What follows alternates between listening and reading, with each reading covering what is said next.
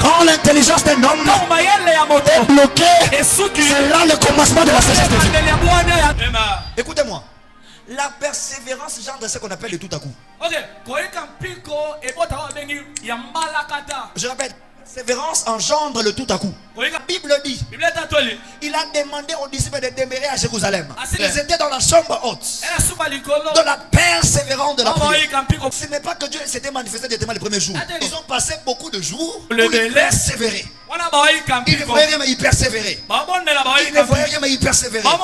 Quand tu ne vois rien, à chaque fois que tu attends le résultat, prie encore et persévère. On va dire à quelqu'un, quand tu ne pries et qu'il n'y a pas de signe, prie encore. Encore. Encore. Et encore. C'est pourquoi Élie, lorsqu'il s'était prosterné à terre, en train d'invoquer le Dieu d'Israël pour que la pluie tombe, la première fois qu'il voit son serviteur ne voit rien. Il dit au prophète, prophète, il n'y a pas de pluie.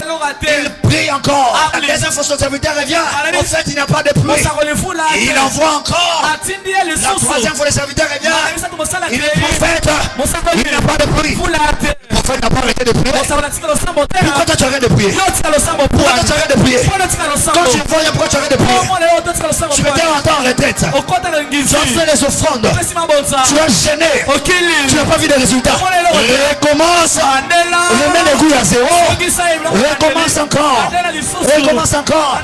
La quatrième fois, il a envoyé son serviteur. Prophète, il n'y a pas de pluie. La cinquième fois, il envoie son serviteur. Prophète, il n'y a pas de pluie. La sixième fois, il envoie son serviteur. Prophète, il n'y a pas de pluie. Mais la septième fois, c'est le tout à coup. Lorsqu'on persévère, le miracle vient tout à coup. Le miracle vient dans un moment inattendu. Je veux dire à quelqu'un, dans un moment qu'on attend le moins, c'est en ce moment-là que Dieu entre et il commence à au moment que tu penses que c'est fini pour toi, au moment que tu penses que tu vas mourir, c'est à ce moment-là que Jésus intervient. Quand l'intelligence d'un homme est bloquée, c'est là le commencement de la sagesse de Dieu.